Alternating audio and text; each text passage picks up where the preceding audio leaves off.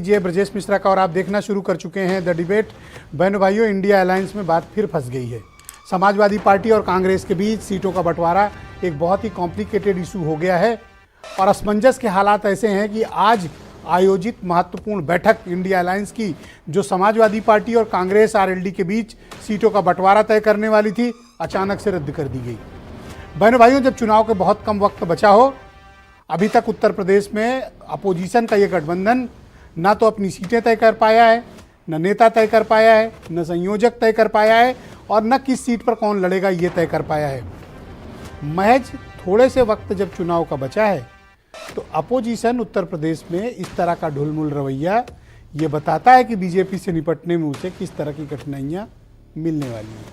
आज की चर्चा इसी विषय पर। बहन भाइयों, आज उम्मीद थी कि आज कांग्रेस और समाजवादी पार्टी के बीच सीटों का बंटवारा हो जाएगा, राष्ट्रीय लोकदल की भी सीटें चिन्हित हो जाएंगी, लेकिन अचानक से दोपहर बाद ये खबर आई कि कांग्रेस ने तैयारियों के अभाव में ये मीटिंग ही निरस्त कर दी। समाजवादी पार्टी के लोग तो पहुंच गए दिल्ली, लेकिन कांग्रेस अभी तैयार नहीं थी। उनके प्रदेश अध्यक्ष और उत्तर प्रदेश के प्रभारी दोनों मीटिंग में नहीं पहुंचे, वो व्यस्त हैं, 15 के बाद आएंगे।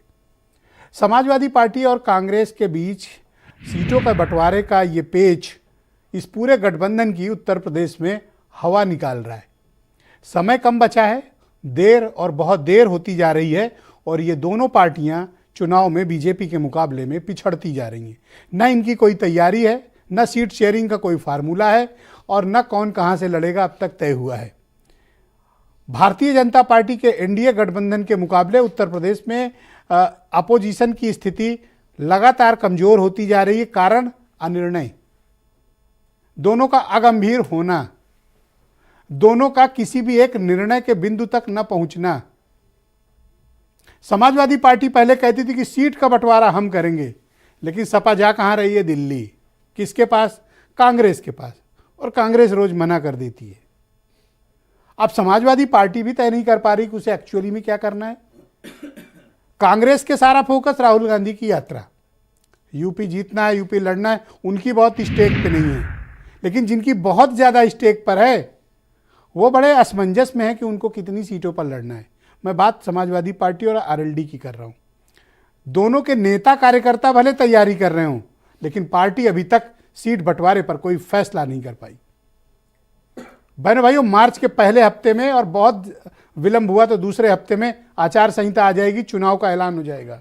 55 दिन शेष बचे हैं, लेकिन इन 55 दिनों में भी यानी चुनाव सिर पे आ गया है, लेकिन इनकी कोई सीट बंटवारा तक फाइनल नहीं हुआ। तो सोचिए जनता के बीच ये कौन सा एजेंडा लेकर जाने वाले हैं। न इनकी कोई तैयारी है, न इनकी सीटें बटी हैं, ये लड़ेंगे कैसे बीजेपी से।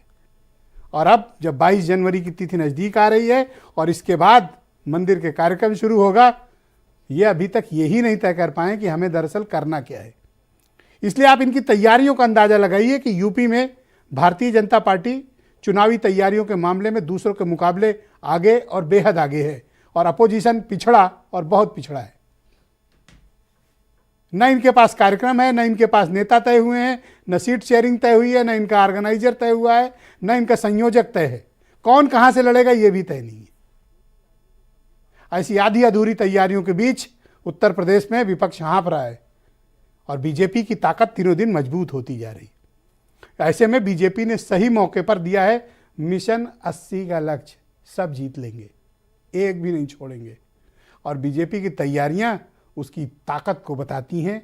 और जिस तरह से राजनीतिक धार्मिक आंदोलन उत्तर प्रदेश में एक हो रहा है, 22 जनवरी के बाद आप देखिएगा कि हालात ग्राउंड पर बिल्कुल बदले होंगे, क्योंकि ये अनिर्णय के शिकार लोग कोई निर्णय ही नहीं कर सकते।